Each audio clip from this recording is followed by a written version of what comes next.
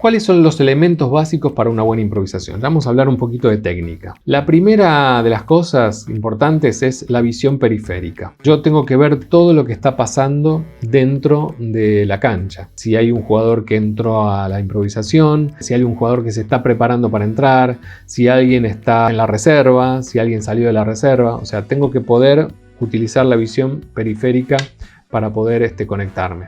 Luego, la escucha total. Así como tengo que ver todo, tengo que escuchar absolutamente todo lo que está pasando. Esto es muy importante porque en general hay propuestas que se establecen desde lo corporal y otras propuestas que se establecen desde lo verbal. Entonces tengo que estar muy predispuesto a abrir mi escucha y a conectarme con lo que el otro me está proponiendo. Y realmente poder estar desde un lugar abierto, no desde un lugar cerrado pensando en mis propias propuestas. Por eso es muy importante esta cosa de lograr empatía con los compañeros, abrirme a los compañeros. Y la aceptación de las propuestas. Una vez que yo pude ver y pude escuchar, es decir, que me llegó la comunicación de qué es lo que se está proponiendo, tengo que trabajar aceptando esas propuestas. Esto es bastante relativo igual, porque la aceptación muchas veces se acepta diciendo no, porque la aceptación es la aceptación al juego propuesto. Pero bueno, tengo que estar en predisposición de aceptar la propuesta que el compañero me hace. Si un compañero me propone, por ejemplo, ¿qué día soleado? No puedo ir con un bloqueo de esa propuesta y decir, no, es un día nublado. No, ya empezamos mal, porque no nos estamos poniendo de acuerdo en lo básico, ¿se entiende? Entonces es muy importante lograr la empatía, ¿sí? Sumarme a lo que el otro propone. Estar de acuerdo en principio, entender, por eso visión periférica y escucha total, entender lo que me propone y aceptar esa propuesta y hacerla crecer, ¿sí? Por eso muchas veces se habla del sí y.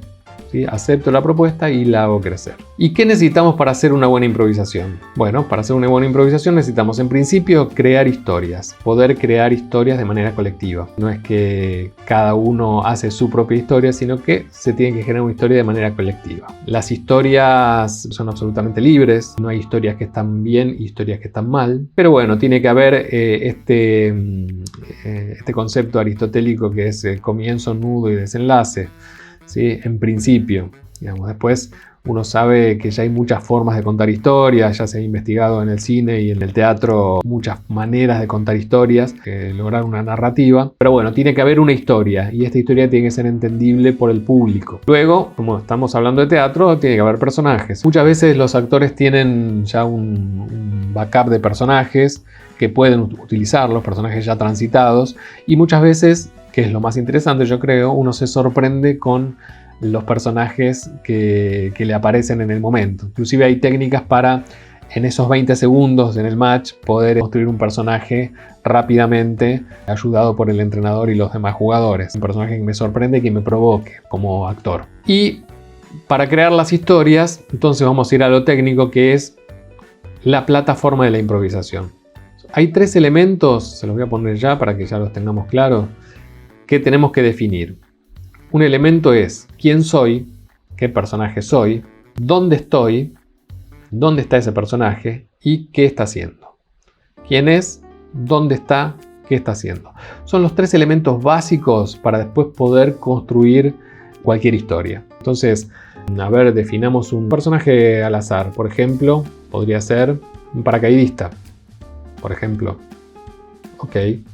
Un paracaidista. Un paracaidista que está en... ¿Dónde está? ¿Dónde puede estar? Pensemos un poquito. Un paracaidista que está en un lago.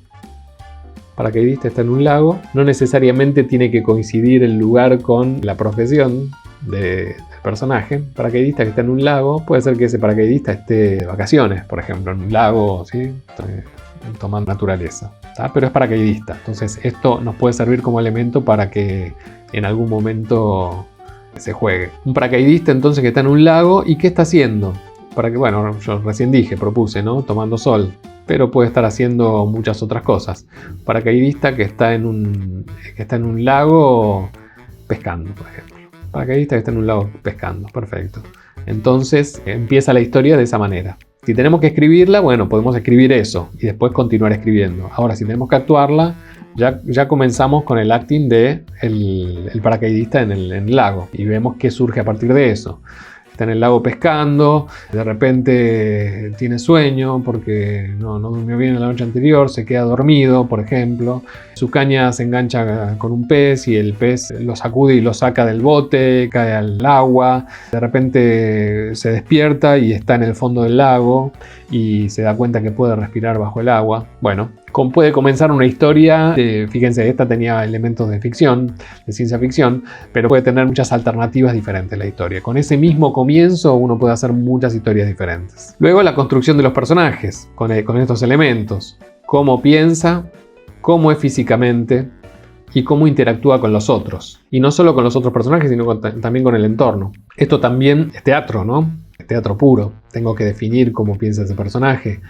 En teatro se define previamente y se ensaya durante mucho tiempo. Aquí la definición es inmediata y lo voy descubriendo inclusive a medida que lo voy haciendo. Vamos a ir a un último elemento, o un anteúltimo elemento, que es cómo avanzar en una historia. ¿Cómo se hace para que una historia avance? Esto que les decía, ¿no? Estaba el paracaidista que de repente tirado abajo del lago, en el fondo del lago, y en el fondo del lago se da cuenta que él puede respirar. Bueno, en esta pequeña historia que contamos ya tenemos una primera rutina, que es lo que pasaba al principio, ¿no? Está el paracaidista tomando sol, dijimos.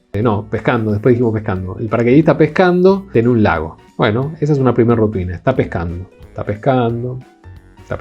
puede poner la carnada, ¿sí? Está dentro de la misma actividad, pescando. Tira la caña, sigue pescando. Es una primera rutina que es siempre igual con algunas variantes, pero es una rutina que se repite, pescando. Ahí viene lo que se llama un quiebre de esa rutina. Está pescando y algo pasa que lo lleva hacia otro lugar. En este caso dijimos, hay un pez que lo jala y lo saca del bote y lo tira al fondo del lago. Ese es el quiebre de esa primera rutina. Y se establece una segunda rutina. Primera rutina, entonces está pescando, el quiebre que es el pez o algo que lo saca del bote con mucha fuerza y lo tira al fondo del mar, llega al fondo del lago, y se da cuenta que respira, y ahí podemos establecer una segunda rutina.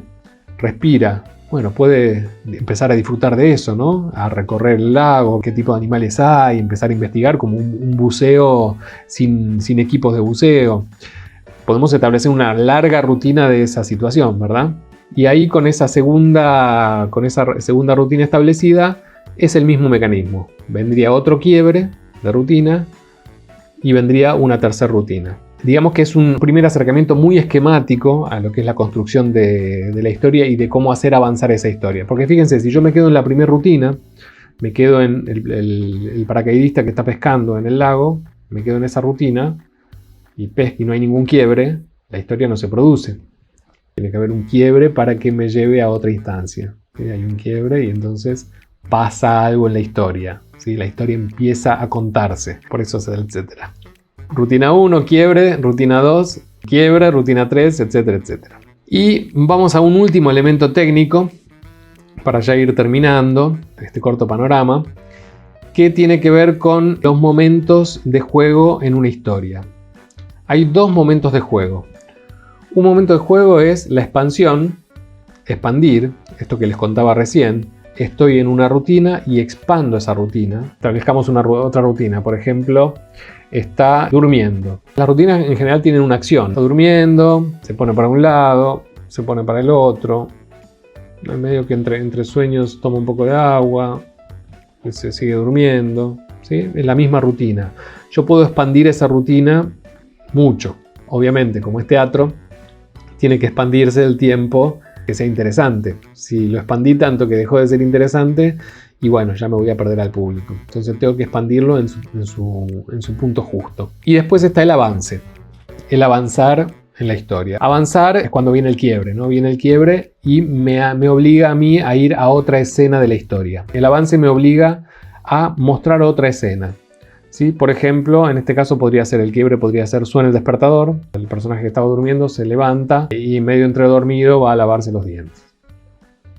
Ahí medio entre dormido se lava los dientes, prende la ducha, ahí ya está avanzando la historia, está empezando a pasar otra cosa. ¿Sí?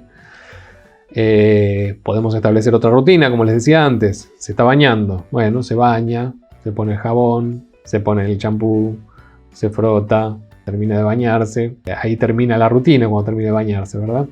Y ahí, ¿qué pasa después? Bueno, desayuna. También puedo expandir el desayuno. Y la historia va luego hacia otro lugar. Tiene que haber un quiebre que me genere otro lugar. Y así se va construyendo los momentos de expandir y los momentos de avanzar.